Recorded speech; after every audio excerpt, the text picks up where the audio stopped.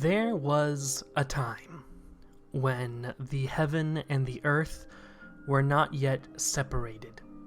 Yin and yang had not been divided. Everything existed as one in a chaotic egg-like mass. And so this mass chaotically yet naturally divided into two. One side contained everything pure and clear within the mass and ascended to become heaven, forming relatively quickly.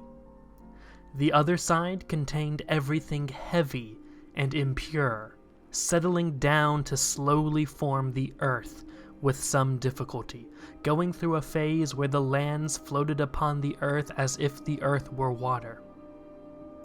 During this primordial time, a cloud-like mist existed in the void between heaven and earth. Inside this mist was an abstract shape, sometimes described as a reed shoot, before immediately transforming into a human shape. This was the first god, divine being, or kami. While it became as one, it was truly three, and took many names that sources differ on, but they are said to be pure males who ascended into the plane of high heaven before they hid themselves away. At some point, after they came into being, the heaven and the earth would complete their coalescence. Over time, more deities were born of varying generations, lineages, and pairs, ultimately ending with the birth of the sibling deities of Izanagi, the older male, and Izanami, the younger female. The other kami ordered the siblings to go down to the earth and to create and bring order to the land, giving them a jeweled spear to complete this act. And so, Izanagi and Izanami went to the floating bridge of heaven to look down upon the earth. It was then that they realized that there was indeed land below them, and they plunged the spear into the water together to search for it. Their search stirred the oceans in brine, ultimately forming Onogoro Island. And so the two gods descended onto Onogoro Island and decided to dwell there on the earth.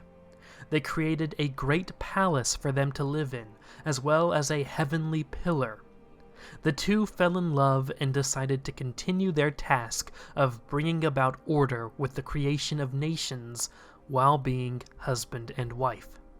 So, upon Izanagi's suggestion, Izanami would go right and Izanagi would go left around the pillar, and, upon reuniting, Izanami spoke. "How delightful! I have met with a lovely youth," she said. Izanagi was outraged that she, a woman, would speak first, which was against their ritual.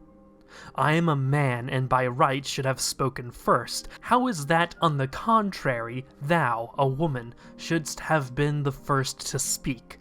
This was unlucky." However, the two still decided to create a child. What came from this union was the birth of the leech, a simple being that could not stand upright. Another birth from this union was Ahaji Island, a simple island that the two were not impressed with. The two returned to heaven to report their circumstances, and the gods revealed that the origin for these abominations was because Izanami spoke first during their ritual. Seeking to rectify their mistake, the two returned to Onogoro Island and repeated the ritual. This time, Izanagi spoke first. "How delightful! I have met a lovely maiden. In thy body, is there aught formed?" he asked. Izanami replied, "In my body there is a place which is the source of femininity." Izanagi answered with, "In my body again there is a place which is the source of masculinity. I wish to unite this source place of my body to the source place of thy body." And so, the two became husband and wife. This time, their union was a luckier one, as they produced multiple islands and lands, including the area that will one day become known as Japan. They continued to create children as divine beings of rivers, trees, mountains, lakes, and the wind, while their leech child, still unable to even stand after 3 years of life, was placed in a handmade boat and sent up a river. One day, Izanami and Izanagi spoke. "We have now produced the great island country with the mountains, rivers, herbs, and trees. Why should we not produce someone who shall be the lord of the universe?" And so, the couple is said to have created 3 more children. The first was Amaterasu, the sun goddess whose light shone throughout the world.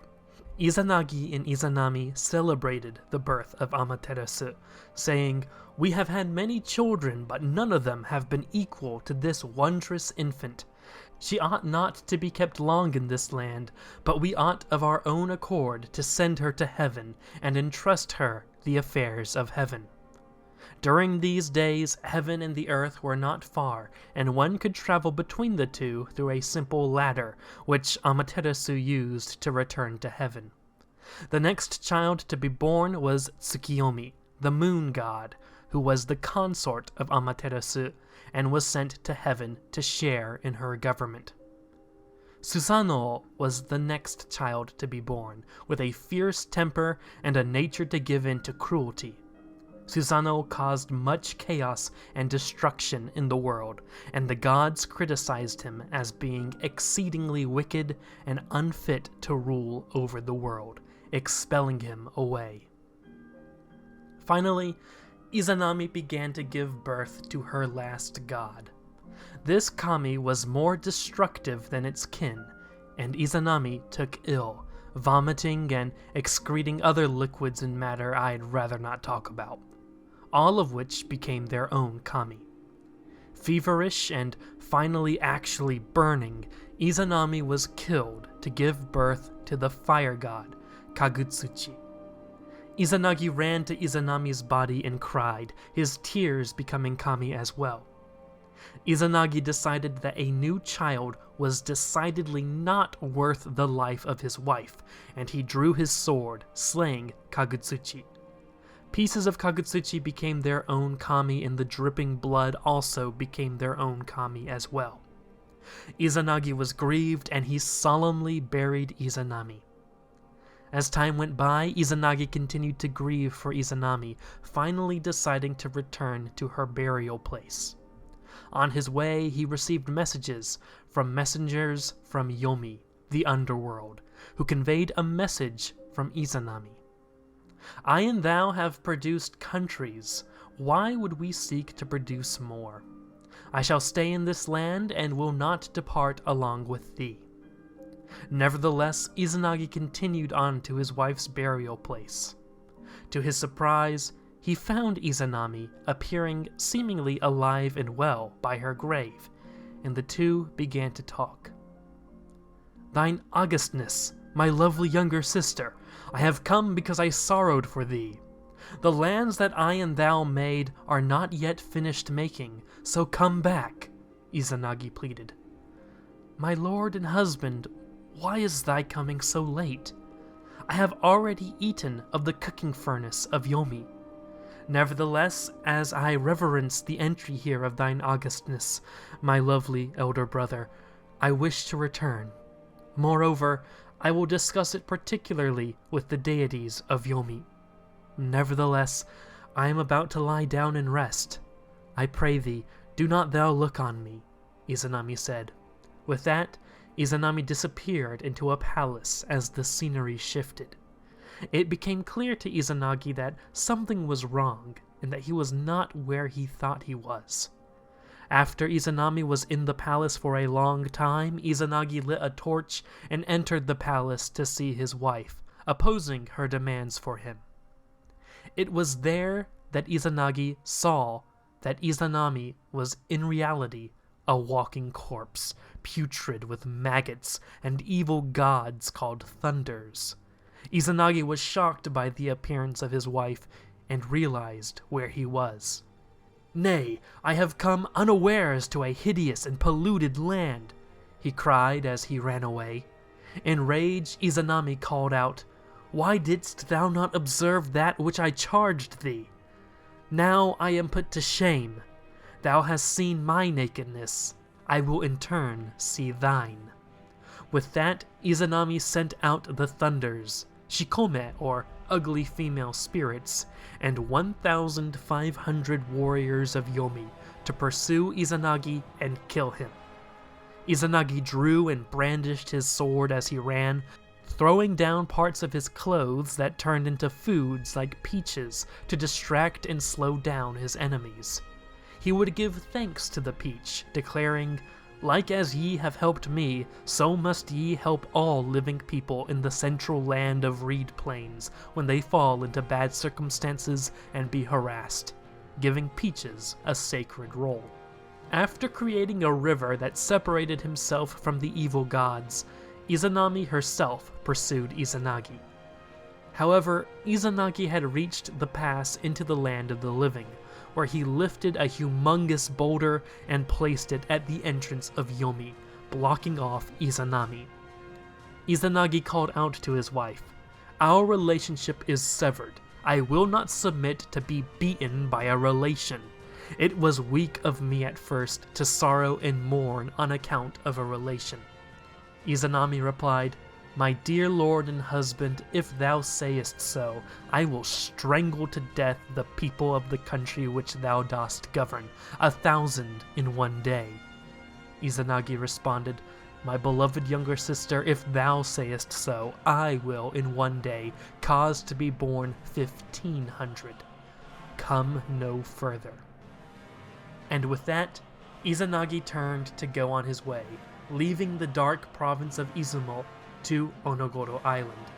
After first purifying himself and recreating the gods Amaterasu, Tsukiyomi, and Susanoo, Izanagi would begin his mission of populating his nation with 1,500 people every day in his never-ending struggle against Izanami.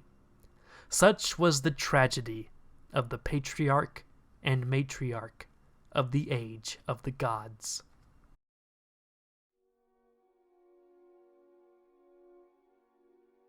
According to the stories told generation by the people of Japan, the story of Izanagi and Izanami is where the story of Japan begins, with the birth of the islands and Izanagi and Izanami's never-ending struggle. While Izanagi populated Japan, Izanami swore to destroy and kill Izanagi's children. But in the end, the living would always outnumber the dying. But what does the archaeological and genetic record say? How does science understand the very beginning of Japan and the first people to call the land home? This is the story of Japan in the Paleolithic period. Now, while the Paleolithic can be used as a term for a certain era worldwide, in Japan the term means something more specific. Paleo literally means old, with lithic meaning stone, making the Paleolithic period the Old Stone Age, the era in which humans used stone for making tools to go about their daily lives. This is in contrast to the Neolithic period, or New Stone Age, which is defined by the presence of agriculture, changing the lives of prehistoric people forever and putting humanity on the road to nation-states. In Japan, Japanese history has been divided into distinct periods and eras in a uniform historiography. For a long time, it was believed that the first inhabitants of Japan were the Jomon people, and their heyday was known as the Jomon Period. However, new discoveries have confirmed that people did in fact predate the Jomon people, and this whole period before the beginning of the Jomon period in around 16,000 years ago is known collectively as the Paleolithic period in Japanese historiography. So, what do we know about Japan in the Paleolithic period? Well, to understand this, we need to go back in time to the last ice age, a time where much of Earth's water was kept locked away in glaciers, and the sea levels were much lower than they are today. Around the Eastern Hemisphere, humans struggled to survive by hunting, fishing, and gathering edible plants, fruits, and vegetables. As the name of the Stone Age suggests, people used stone to cook their food, create spear tips, adorn their axes, and so on in the harsh environment that was around 10 degrees Fahrenheit or 5 degrees Celsius lower than today. Various megafauna, or large animals, served both as hunting targets as well as potential predators that could hunt down humans. Megafauna wasn't the only thing our human ancestors had to look out for. Besides Homo sapiens, other human species like the ancestral Homo erectus were still around. Erectus in particular had become dominant in East Asia and could hunt down and kill humans. Though Homo sapiens had still not left their homeland of Africa, for the most part, Erectus, as well as other human species like the enigmatic Denisovans, roamed Asia.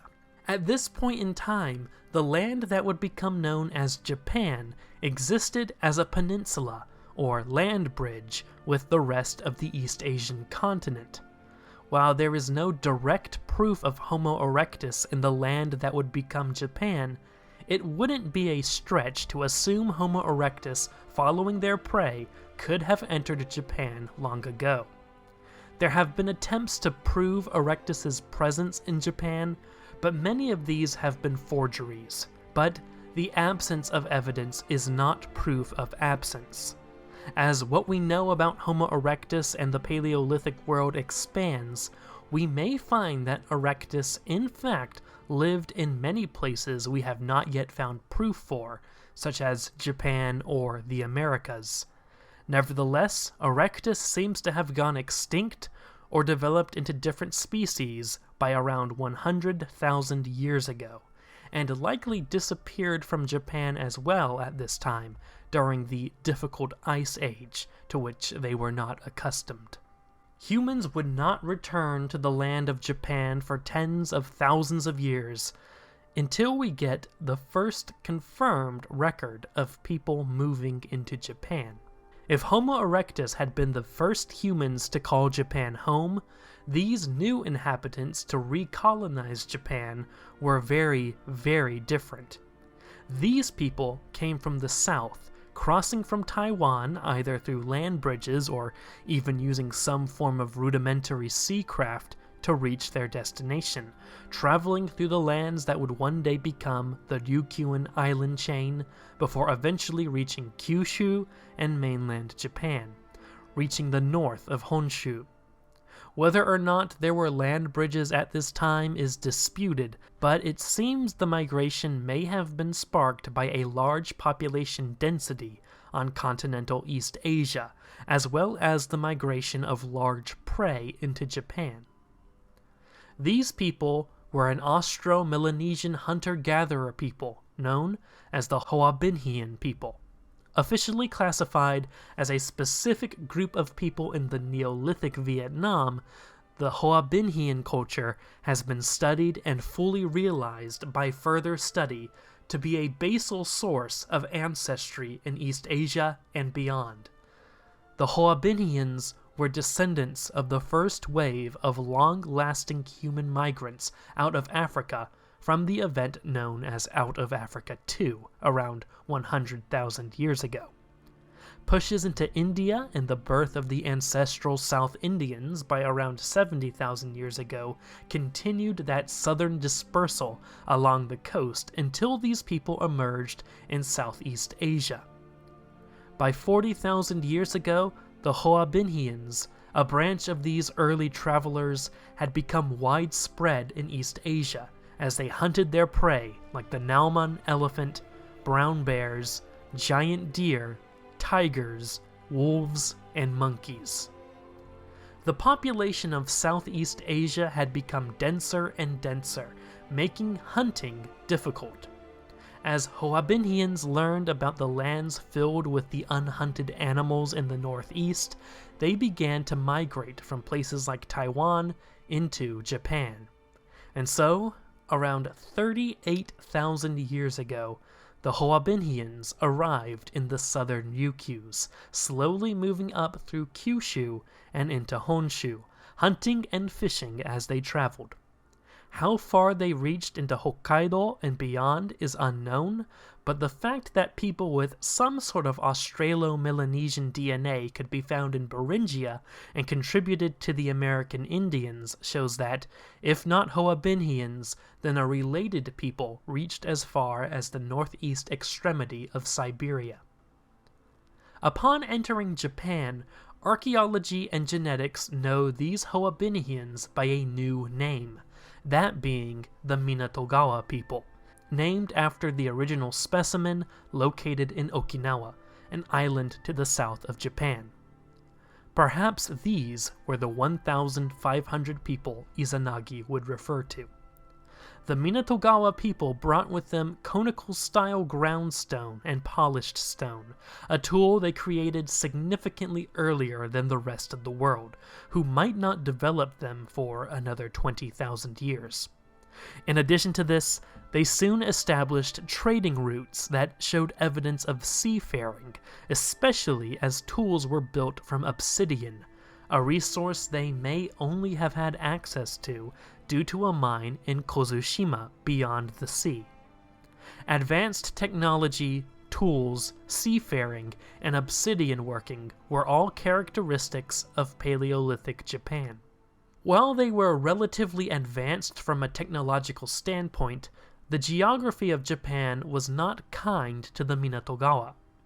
This was a time when Japan underwent much volcanic and seismic activity. Finally, around 29,000 years ago, the Aira Tanzawa volcanic mountain range in Kyushu suddenly and violently erupted, creating a huge crater in Kyushu known as the Aira Caldera. This powerful volcanic eruption threw soot and smoke out into the air, darkening Japan's skies and covering the land with ash across Honshu, Kyushu, Shikoku, and even reaching Okinawa and the Korean peninsula, if it was a peninsula. The Aira Tanzawa ashfall devastated Japan's environment and shook up the environmental order. As large prey began to disappear in concordance with the gradual warming of the earth, the Minatogawa found themselves with less and less resources. The Minatogawa, on isolated islands at least, already lived in small, isolated clans. The sudden destruction of their order threw their life into disarray. It appears some of the Minatogawa began to eat each other, capturing and killing each other, breaking the victims' bones, eating them, and discarding the remainder of their bodies in a trash pile with the rest of the remains of their other prey. The Minatogawa just barely clung on to life. When food becomes scarce, Paleolithic people often become more violent.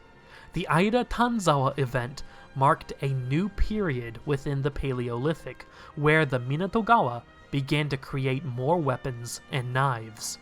Perhaps this was due to escalated violence between each other.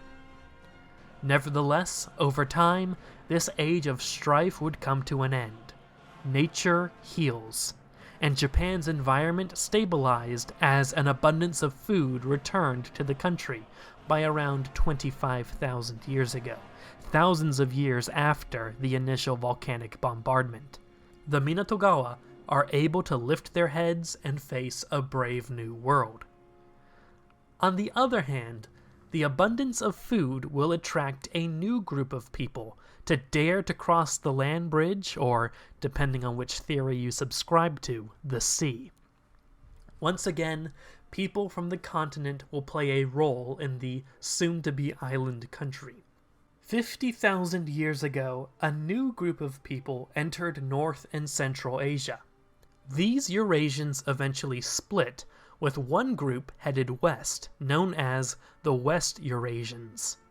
Their descendants will include groups like the famous Cro-Magnon man of yore in Europe. The other group, headed east, would naturally become known as the East Eurasians. However, the group that made their way into Japan was not of a predominantly Eastern lineage, but a Western lineage. At some point around 38,000 years ago, around the same time the Hoabinhians were first arriving in the Ryukyus, a group of West Eurasian hunter-gatherers had split off from their main lineage and began to make their way back east, even going into a land other humans had never dared to enter before, the Arctic Circle. Along the way, they did indeed interbreed with East Eurasians, who contributed around 25% to their genome. These new, mostly West Eurasian peoples would become known to archaeologists as the Ancient North Siberians, or Yana people. The Yana people explored the frontiers of the Arctic Circle, during the Ice Age no less, and through this lifestyle, they became quite the resilient people. However, as the last glacial maximum commenced around 33,000 years ago and reached its maximal apex 26,000 years ago, the Yana were unable to continue their way of life in the north. Moving south with the glaciers, the Yana also followed their prey, eventually coming upon the land of Japan through the north, likely crossing through the land bridges that connected the continent in Sakhalin to Hokkaido and Honshu. The Yana made the cross around 25,000 years ago into Hokkaido, making the mountainous region their new home, isolated, while other members of their genome would spread to other parts of Eurasia, eventually giving rise to their more famous ancient North Eurasian descendants, who would play a role in the creation of American Indians in the east and Indo-Europeans in the west. But this is not their story, and so we shall not focus on them. By around 20,000 years ago, the Yana began to make their way into Honshu, crossing over and encountering the Minatogawa people, who had made Japan their home thousands of years earlier. Based on the genetic record, the Yana and the Minatogawa did not fight one another like other later interactions between groups to immigrate to Japan. Rather, they easily and quickly mixed with each other, and Yana and Minatogawa DNA became widespread not just in Hokkaido and Honshu, but across the range of land held by the two Paleolithic peoples. This friendly relationship may have been built on the fact that there was an abundance of food in Japan, and the two groups did not see one another as enemies or rivals, but rather as roommates and neighbors, sharing the world created by Izanagi and Izanami together. From this point on, culture in Japan becomes more complex, with simple dwellings and communities on strategic locations like rivers. Technology improves with the Yana's unique style of making stone tools called yubetsu, or the araya industry. Burial practices begin to become widespread, even on the remote southern islands. The Yana also introduced microblades, a type of archaeological culture that was not associated with their original Yana ancestors from the North Pole, but became representative of Paleolithic Japanese culture. Starting 20,000 years ago and really coming into being 16,000 years ago, the Yana and Minatogawa mixed into the ethnogenesis of a new group, a group that would come to define Japan's history for thousands of years. Though they were a varying DNA admixture between Yana and Minatogawa, that is, between West Eurasian Siberians and Southern East Asians, depending on where in Japan they were, events were coming that would isolate Japan for thousands of years and leave them to themselves. The mixture of these two groups would become known as the Jomon people, the representatives of the Jomon period in Japan. And so, with the evolution of the Minatogawa and Yana into the Jomon, what is traditionally thought of as the Japanese Paleolithic period comes to an end and the Jomon period begins.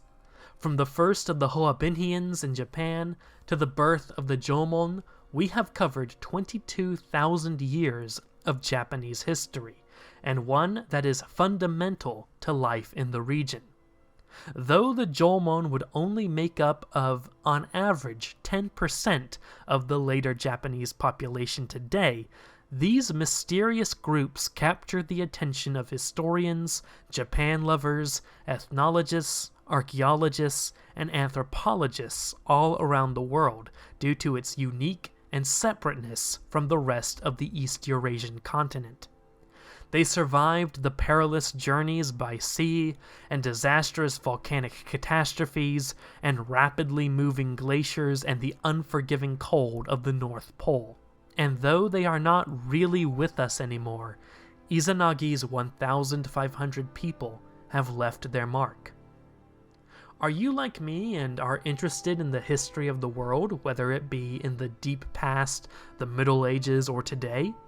Then consider subscribing for more. I put a lot of effort into the research of these videos, so I hope you were able to learn something in an entertaining way. Let me know about your thoughts in the comments below, since the peopling of Japan is a very controversial subject with no clear consensus. I simply tried to make as much sense of it as I could. Thank you so much for watching, and have a great day, ladies and gentlemen.